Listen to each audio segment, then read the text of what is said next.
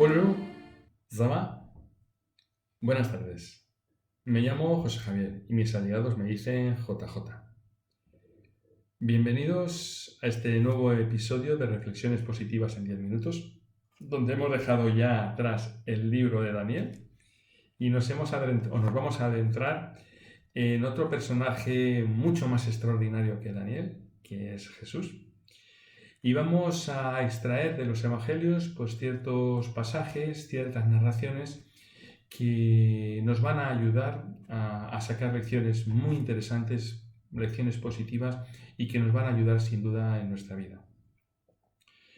Me gustaría este primer episodio dedicarlo a hacer una pequeña introducción a lo que son los evangelios o el contexto donde se desarrolla la vida y el ministerio de Jesús, porque es muy importante para poder entender mejor después cada uno de los pasajes. Recordáis que Daniel habla de 4 imperios. Daniel vive bajo Babilonia y bajo Medo-Persia. Al final de este último imperio, con Artajerjes, se da un decreto para que los judíos puedan volver a Jerusalén para reconstruirla, reconstruir el templo, reconstruir la muralla, para poblar de nuevo Judea, y vuelven todos aquellos que quieren regresar a la tierra prometida y se instalan de nuevo allá. No es fácil los primeros tiempos para el pueblo judío, especialmente porque después aparecerá un nuevo imperio, será el imperio griego bajo Alejandro Magno. Ya comentamos cómo ese imperio, Alejandro murió muy joven y sin sucesor dejó el imperio repartido entre sus 4 generales. Judea va a estar en medio de 2 de esos generales, lo que sería el imperio Ptolomeo y los Seleucidas. Va a estar en medio y va a recibir tortazos de uno y de otro, hará alianzas con uno, hará alianzas con otro. Pero uno de los episodios más terribles es cuando el Seleucida Antíoco IV Epífanes quita toda la adoración en el templo, lo profana, hace sacrificios abominables para un judío, poniendo cerdos la sangre dentro del templo, y va a imponer una cultura helenística. Hay mucha gente del pueblo de Israel que de todas maneras acepta esa nueva filosofía helenística y va a ayudar a Antíoco también en sus planes, porque creían que la mejor manera de llevar una vida lo más normal posible era con esa cultura helena. Habrá otros que no, que sigan fieles a las tradiciones judías, a Dios, y serán perseguidos durante esa época. De ahí que más o menos estamos hablando aproximadamente del año 400 a.C., damos un gran salto a la historia y nos enmarcamos en un nuevo contexto totalmente diferente, como es el del Nuevo Testamento, donde han pasado prácticamente 400 años. Ya no estamos bajo el imperio Seleucida ni bajo Grecia, estamos bajo el imperio romano. Roma había conquistado todo el mundo conocido en ese momento y estaba también presente en Judea. Es un momento un poquito especial porque el pueblo de Israel, la sociedad judía en ese momento, es una sociedad muy religiosa, donde es una religión muy conservadora y donde hay 2 elementos que van a influir mucho. Por una parte es el odio a Roma, un odio muy grande a Roma, y otra parte empieza a bullir una idea de que el Mesías no podía tardar mucho en venir. Basado en las profecías de las 70 semanas, había muchos estudiosos que veían que tarde o temprano en esa época iba a venir el Mesías esperado, Yeshua. Hay simplemente un inciso: los magos de Oriente que vienen a adorar a Jesús cuando nace, yo estoy convencido que fueron magos sabios que estudiaron la profecía de las 70 semanas. Esa fue una de las influencias que dejó Daniel en todo el imperio medo-persa y los que sucedieron también ahí en Babilonia. Y no vinieron no solo porque vieron la estrella, sino porque habían estudiado las profecías y sabían que los tiempos estaban cercanos. Y la estrella fue una confirmación de lo que las profecías le estaban mostrando. Por eso fueron a adorar a Jesús. Entonces, es una sociedad con la esperanza del Mesías y con un odio hacia Roma. Por eso la idea del pueblo judío del Mesías era un Mesías que viniera a sacudirles el yugo romano, a quitarles de en medio a Roma y a que pudieran ser libres por primera vez desde hacía muchísimo tiempo. Esto es una idea muy importante, porque Jesús no va a hacer o no va a corresponder a las ideas que ellos tienen del Mesías.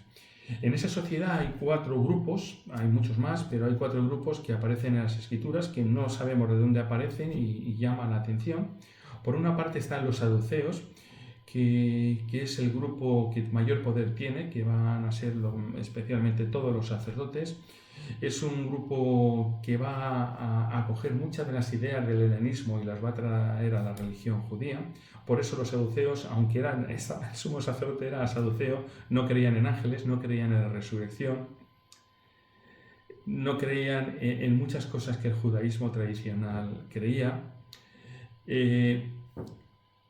Aparte de esos, estaba luego, este era un grupo que estaba más en la élite, se llevaba bastante bien con los romanos, jugaban con el poder político y religioso, se llevaban bastante bien con los romanos, entre comillas, pero luego estaban los fariseos. Los fariseos estaban más cerca del pueblo, eran aquellos que habían conservado la ley, la Torá, que la seguían enseñando al pueblo, eran aquellos que se habían encargado de estudiarla, pero que habían pasado al otro extremo, hasta el punto que habían cargado la ley de innumerables reglas, de innumerables normas, que era muy difícil de poder llevarlas a cabo. Pero a pesar de todo era gente que habían conservado la ley y la transmitían al pueblo, era gente más cercana al pueblo. Así como los saduceos estaban con la élite, los fariseos estaban más con el pueblo llano, a pesar de que fueran muy especiales también. Luego estaban también otro grupo que eran los celotes. Los celotes eran ya aquellos que odiaban a Roma hasta tal punto que cogían las armas. Serían los guerrilleros de la época, los maquis de la época, que resistían al invasor con guerras de guerrillas. Ellos esperaban también al Mesías y un Mesías rey, que les ayudara a quitar todo el yugo romano. Ellos estaban empezando o estaban ayudando a preparar el camino al Mesías de esa manera. Habrá otro grupo que serán los herodianos, que no está muy bien claro, no estaba muy claro quiénes eran del todo, pero parece ser que eran pues gente de la alta sociedad muy cerca del que sería el rey en ese momento, Herodes, que sería él y su estirpe la que continuaría durante unos años en Jerusalén como reyes, y que estaban protegidos por Roma. Estos 4 grupos se odiaban entre sí, pero encuentran un enemigo común con el cual unirse, y es Jesús. Odian a Jesús y se unen para poder destruirlo y matarlo. No sé si os habéis preguntado por qué hay 4 evangelios y no solo uno, hay 4 evangelios. Y es que la vida de Jesús es tan importante que quizás solo uno no hubiera podido sacar, prácticamente ni el 25% de todo lo que tenemos ahora. 4 evangelistas nos van a ayudar a ver la vida y el ministerio de Jesús desde 4 puntos de vista diferentes. Hay una cosa muy importante que tenemos que tener claro, es cuando decimos que Dios inspira la Biblia o inspira a sus profetas, Dios nunca inspira las palabras, inspira las ideas. Esto es muy importante. Los hombres no son autómatas en manos de Dios. Dios le revela la idea, Dios le transmite en ocasiones lo que tienen que decir, pero luego es el hombre que con sus palabras, con su cultura, con su forma de ser, va a plasmar eso en las Escrituras. Y es lo que va a pasar en los Evangelios. Los Evangelios están escritos por 4 personajes completamente diferentes. Tenemos a Mateo, que era un recaudador de impuestos, era de los más despreciados en Jerusalén, en Israel en aquel momento. Ese era Mateo, y Jesús lo llama. Entonces Mateo va a escribir un evangelio y se nota como es una persona organizada, una persona metódica, y él va a escribir su evangelio para presentar a sus conciudadanos judíos que Jesús es el Mesías del Antiguo Testamento. Por eso continuamente va a hacer referencias al Antiguo Testamento diciendo esto lo hizo Jesús para que se cumpliera la profecía. Él dirige su evangelio a los judíos. Esto es importante cuando vayamos viendo los diferentes relatos. Luego tenemos otro personaje, Marcos, que es el que escribe el evangelio más corto. Es el primer evangelio que parece ser que se escribe. Marcos estuvo con Pablo, él estuvo también con Pedro, no vivió de primera mano lo que fue el ministerio de Jesús y parece ser que fue Pedro quien le transmitió el evangelio que luego él plasmó. Marcos va a escribir su evangelio con otro punto de vista diferente, no va a estar enfocado tanto en los judíos como en los romanos, más hacia esos gentiles. Por eso Marcos en su evangelio explica cosas que no tenía sentido explicar para un judío porque las entendía muy bien. Luego tenemos el otro evangelio, Lucas. Lucas era gentil, parece ser que no era judío, y era médico. A mí es el evangelio que más me gusta porque Lucas va a dirigir su evangelio no a los judíos, no a los romanos, va a dirigir al pueblo llano, a la gente más despreciada. Y es muy bonito ver en su evangelio cómo hay episodios que ningún otro cuenta, como él habla de relatos que nadie quiere mencionar por esos prejuicios que habían. Solo un detallito. Cuando Jesús nace, hay unos magos que adoran y hay unos pastores que adoran. Mateo solo habla de los magos que vienen de Oriente. Él quiere presentar la realeza a los judíos a los cuales escribe. En cambio, Lucas no habla de los magos. Él no habla de los grandes reyes, de los personajes importantes. Él habla de los pastores, gente despreciada en ese momento. Y habla de ellos. Es el único que habla, qué interesante. Y así vamos a analizar muchas cosas del Evangelio de Lucas, porque hay parábolas que solo comenta él, hay escenas que solo nos muestra él, y él dirige su Evangelio a la gente más despreciada de aquella época. Por eso me gusta mucho el Evangelio de Lucas. Y finalmente tenemos el Evangelio de Juan. Juan es el último Evangelio en escribirse. La idea de Juan es totalmente diferente a los otros tres, por eso los tres primeros se parecen mucho más. Juan va en otro sentido completamente diferente. Juan escribe en un momento ya bastante tardío, prácticamente al final del primer siglo después de Cristo, y en ese momento la iglesia empieza a estar un poquito más constituida, pero empiezan a aparecer herejías dentro de la iglesia. Pequeños círculos dentro del cristianismo que decían que Jesús no era Dios, que habían diferentes teorías, diferentes cosas, y Juan lo que va a hacer es coger su evangelio para presentar a Jesús como divino y humano. Juan empieza su evangelio en el principio era el verbo era Dios y el verbo era Dios. Es maravilloso y el verbo se encarnó. Entonces, el evangelio de Juan va en otro sentido diferente. Tiene muchos relatos parecidos a los tres primeros, pero tiene otra orientación totalmente diferente y va a presentar pasajes que los otros tres no presentan. Eso es lo maravilloso de los evangelios, que la vida de Jesús nos es presentada bajo 4 puntos de vista diferentes, que se complementan, que se anidan y que nos da una riqueza tremenda de la vida de Jesús que solo uno no nos hubiera dado.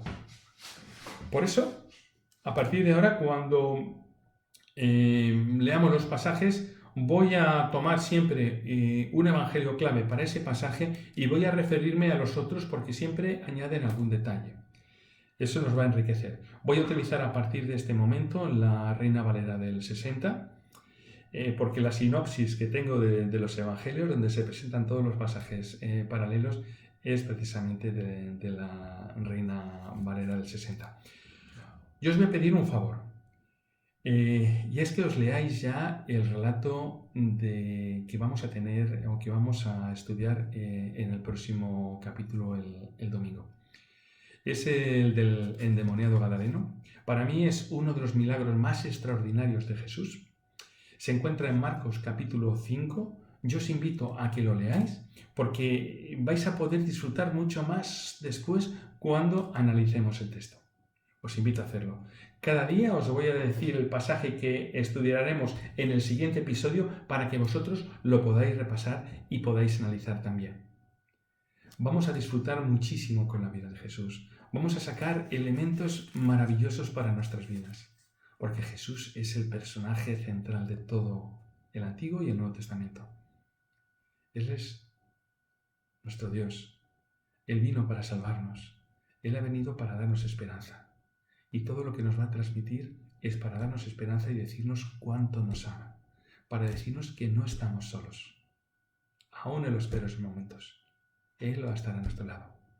Entonces estos pasajes van a ser momentos maravillosos para dejarlo entrar en nosotros durante unos momentos que nos puedan ayudar para el resto.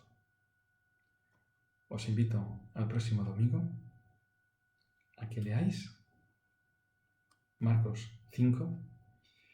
Y os invito también, como siempre, a que compartáis, le deis like a la campanita y os suscribáis si no estáis aún suscritos. Bendiciones. Yo sigo estudiando.